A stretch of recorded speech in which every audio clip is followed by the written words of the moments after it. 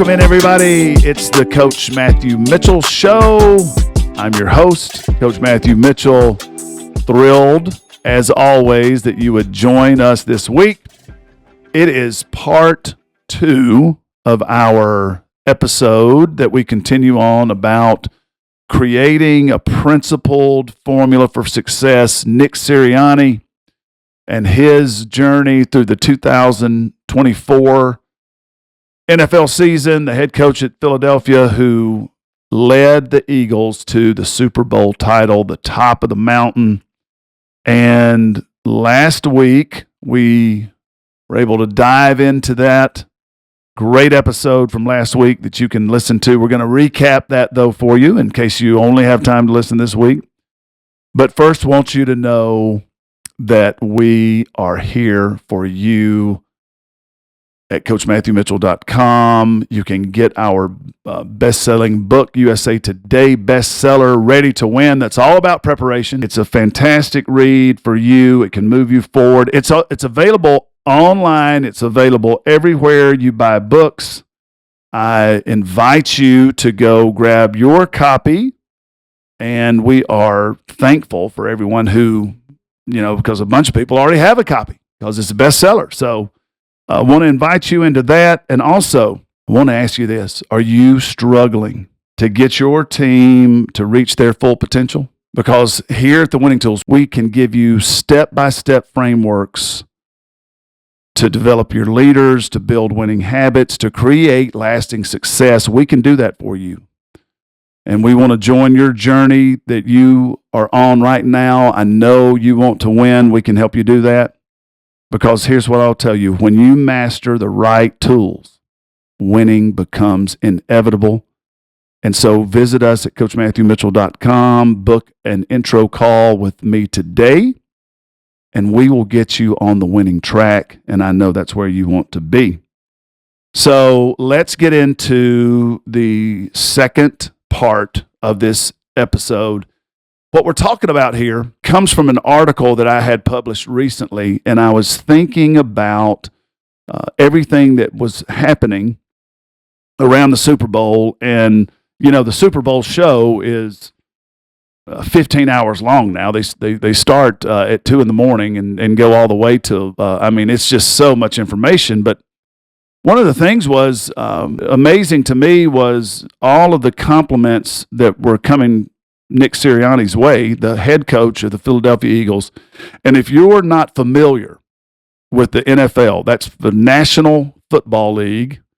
It is a very popular sport in the United States of America. In fact, it's the most popular sport. Did you know that every year when the ratings come out for television, the top 20, it's something like 18 out of the top 20. I'll go back and check my facts, but it is unbelievable. The most watched television programs, NFL football game, National Football League.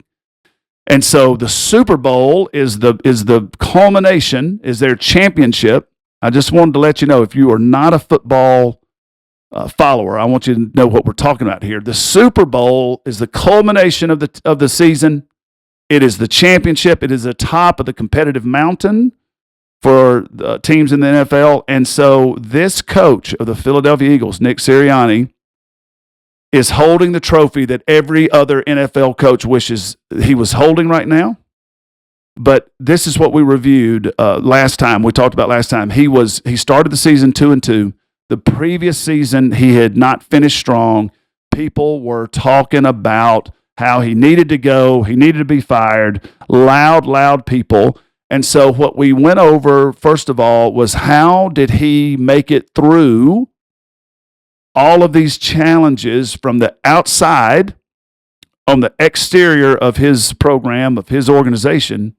How did he stay the course and go from a lot of sports media in America talking about how he was no good to eventually becoming the best coach in the NFL for this season? He won the championship. So the first thing that we talked about was he had some ability to block out the noise, and we defined the noise. And so let me recap that for you. The noise in our life is any feedback you're hearing that's focused on the positive or negative results of whatever challenge or success you're having right now.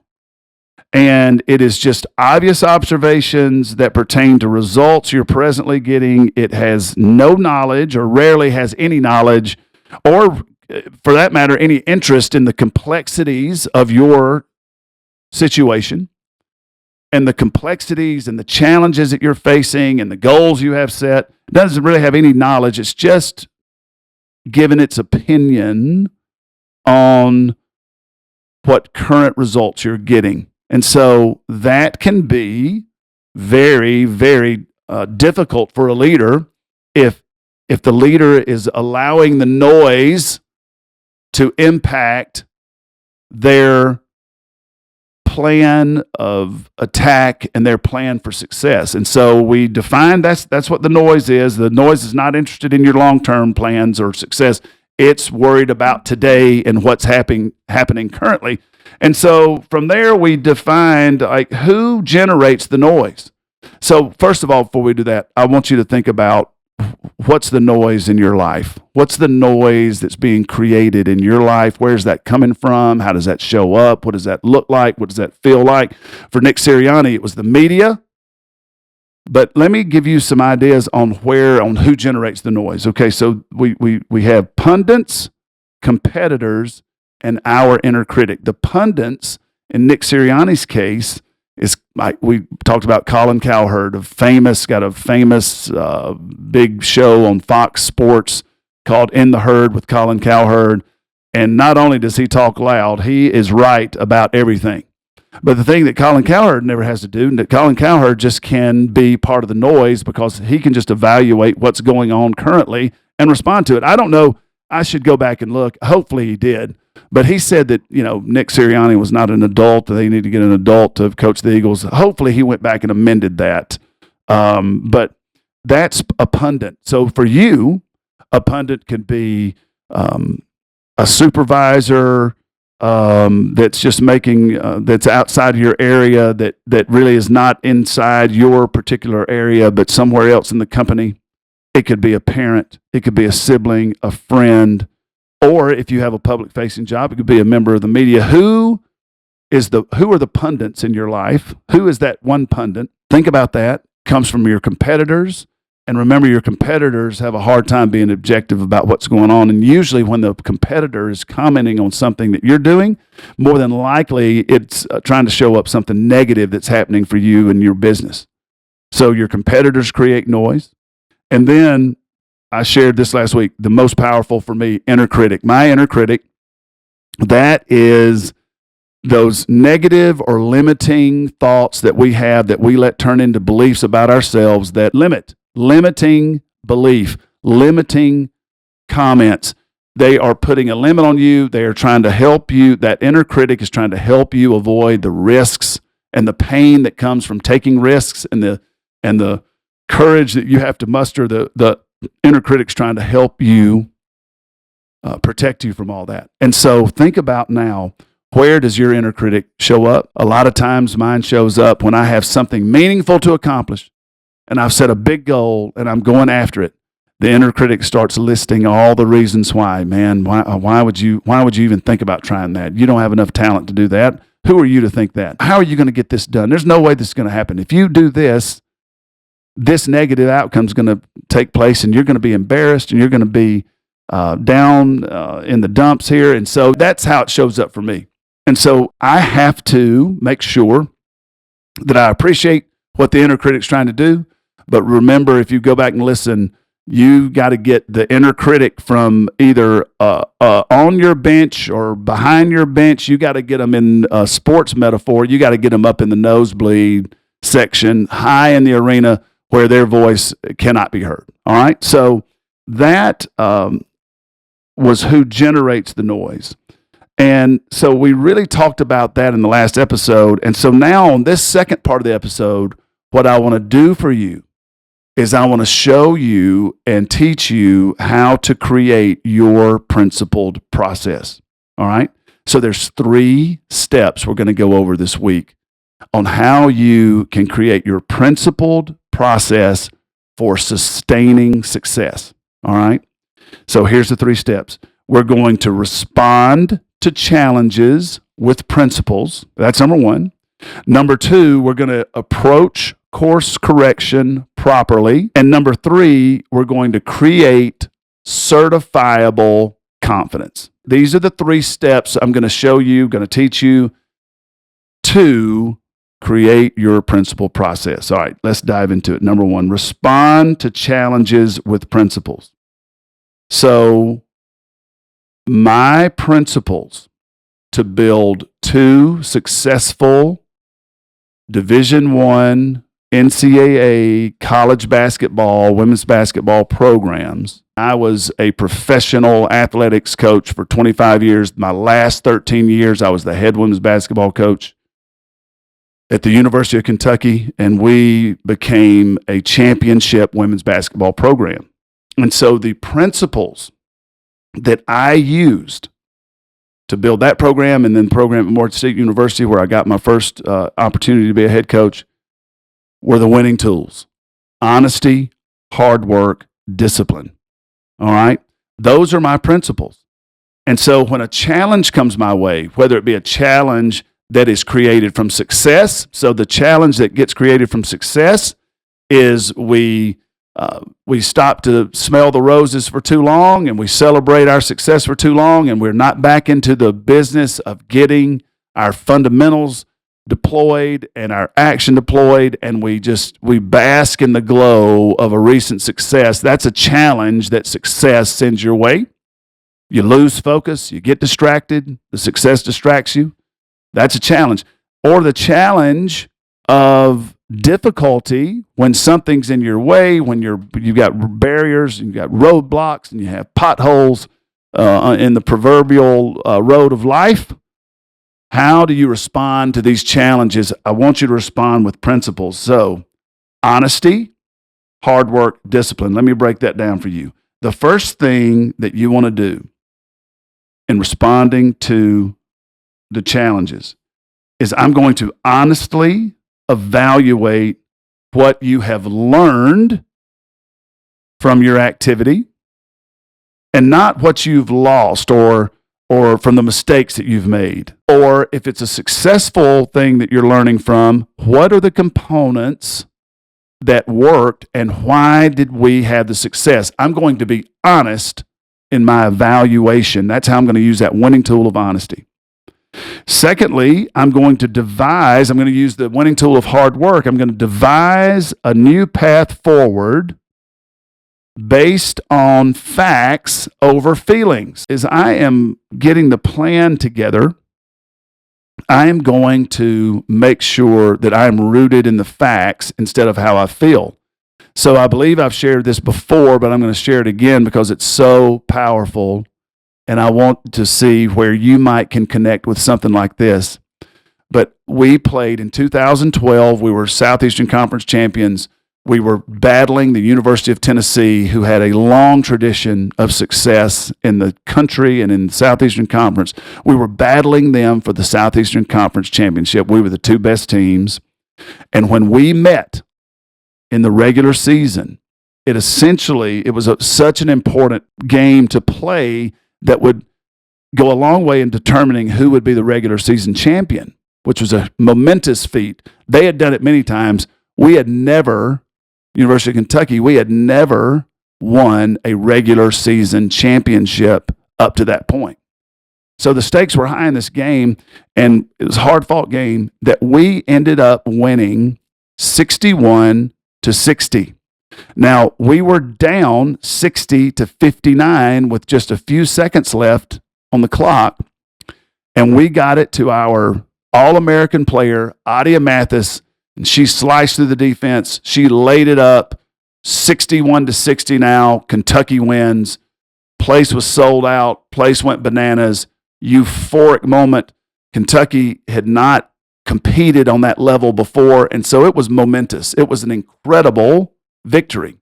Now, the next morning, I'm on the phone with one of my coaching mentors, Les Triplett, Hall of Fame coach, basketball coach in the state of Mississippi, high school coach. I think his winning percentage was 87%. Unbelievable coach. and he was a mentor of mine, helped me get into coaching on the high school level to get started. We had this conversation the next morning. He said, "How are you reacting to this victory?" I said, "Well, I just can't believe it. I'm so fired up. It's just wonderful.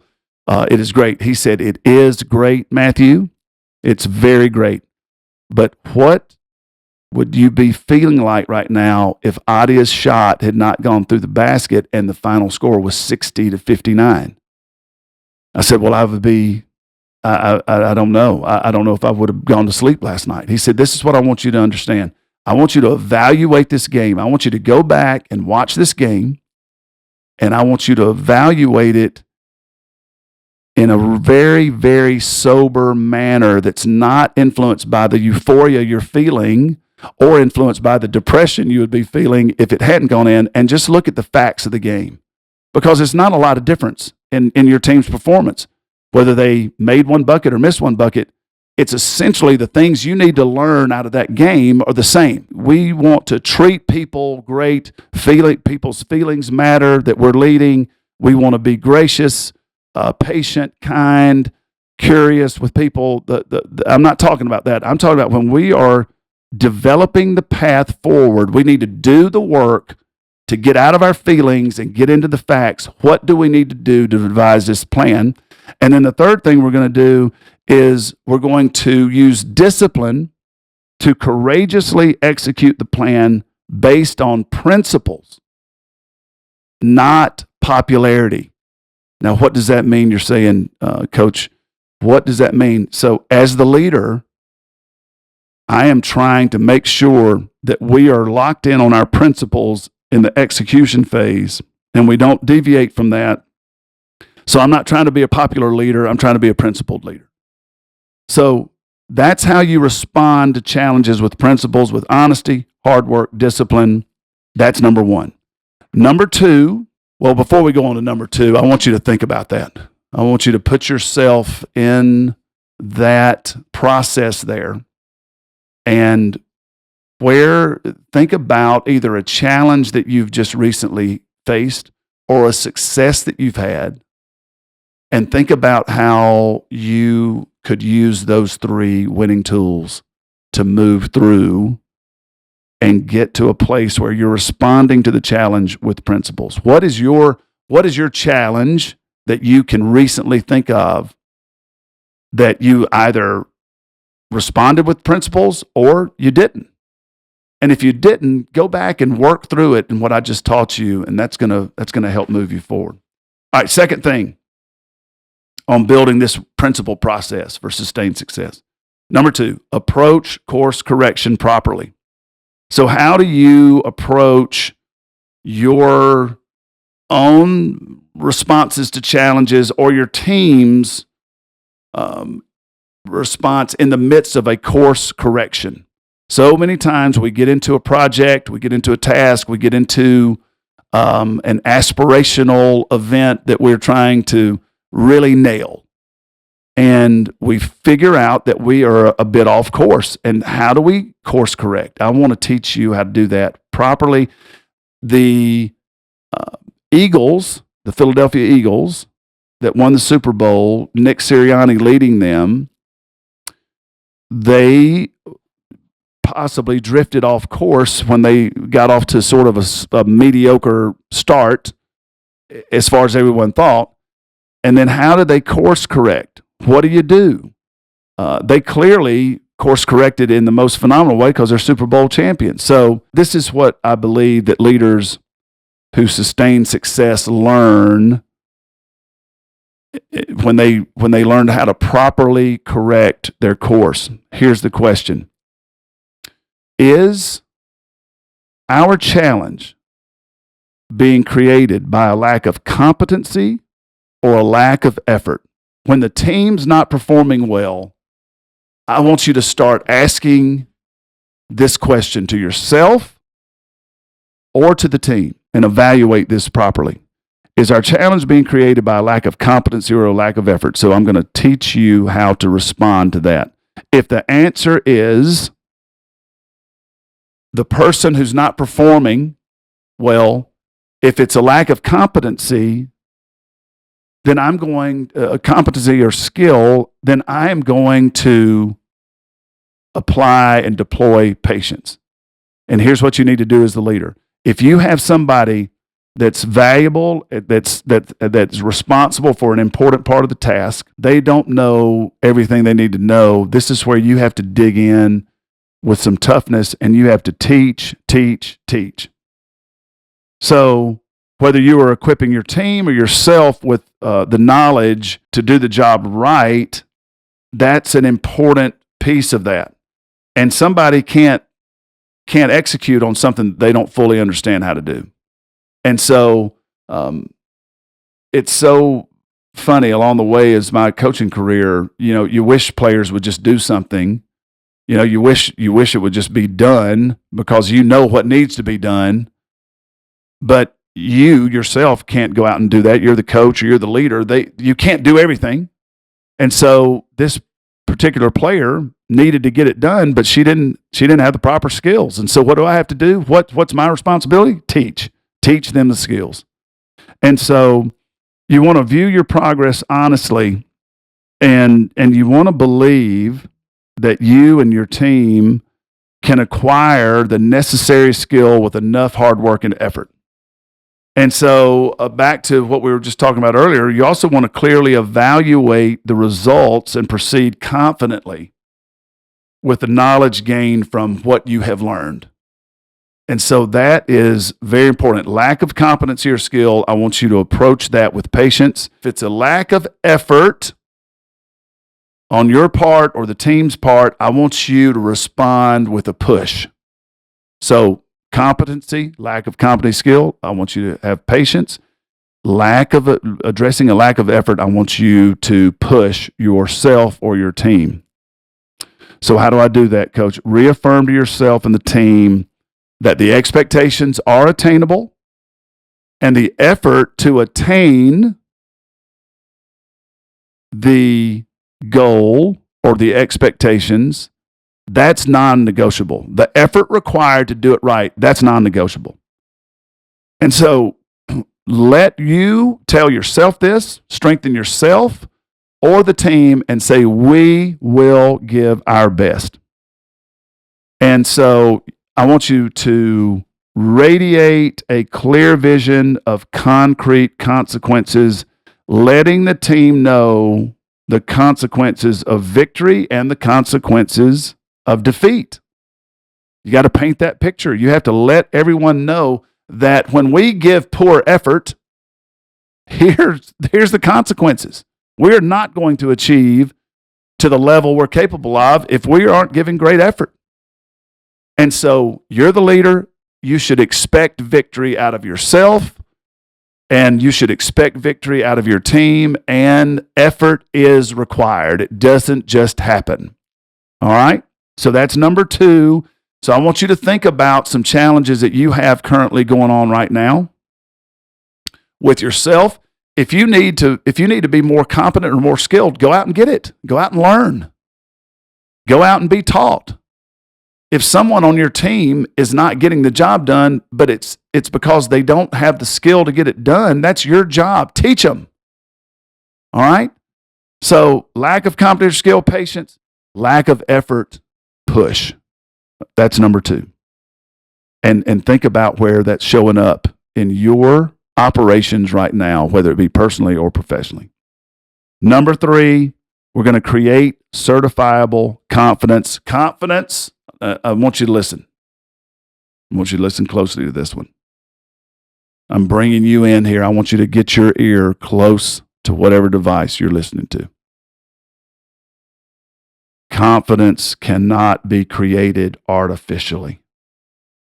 You can't give someone confidence. You can encourage people. You can radiate positive energy their way, but you cannot give them confidence. I had this over and over and over as a basketball coach. A player would come to me and say, I don't have any confidence. You're not giving me any confidence. And so this is what I've always said. If I could give you confidence, if I could jump through this camera right now, are you watching on YouTube? Is anybody even watching on YouTube? I forgot to let you know. Well, I usually do that at the end of the program. But there's a video option here where you could be watching this. If I could jump through that camera or jump through this microphone and hand you confidence, I would do that. But that's not how it works. If I could have, I would have. So here's what I've learned. There are 3 keys to creating confidence. Take action, accomplish something, achievement will happen. These are 3 things. Let's break those down for you. Take action. You must stop talking about what isn't happening and what you wish would happen. Instead, you must begin taking action that will lead to confidence, no matter how daunting it seems. So let me break this down for you in basketball terms. So when I was coaching basketball, one of the main things, one of the hardest things to do at a very high level, but what is one of the most important parts of playing basketball, I'd like to give you a quiz right now. I want you to think about, what do you think is the most, what would you say is the most important part of being a good basketball player? Let me give you 3 seconds to think about that. I would bet, and I'm not suggesting anybody should be out there gambling a whole lot. You certainly shouldn't be gambling any money that you don't have. But I would bet that most of you, when you took that 3 seconds, said shooting or scoring. If you're a professional basketball coach, you might have said defense or rebounding or something like that. But I bet most of you answered shooting. It's one of the most difficult things to do. It is in shooting, if you make half of your shots, 50% of your shots, you're a great shooter. If you make half of your shots from, let me amend that. The closer to the basket, you do understand, the easier it gets to put the ball in the basket. So your percentage should be higher, closer around the basket. But let's say that you are talking 15 feet, between 15 and 20 feet. If you're a 50% jump shooter, and a jump shot is when I have the ball in my hand and I jump off the court, and at the apex of my jump, at the apex of that leap, I've jumped off the floor. I release the ball, and that's called a jump shot. A set shot is when I just stand on the court and my feet really don't leave the court and I shoot the ball. If I am a 50% jump shooter, that's phenomenal. And then there on basketball court, there's a line painted that's 20 feet 9 inches in college away from the basket. And if you're behind that line, all baskets inside that line count 2. Outside that line, they count 3 points. And so if I'm a 40% shooter from 3-point range, I am phenomenal. Okay? So think about that. You're good if you miss half your shots as a jump shooter, and as a 3-point shooter, you're going to miss more shots than you make. And so players would go, it's a hard thing to do, and players would go on shooting slumps. It just happens.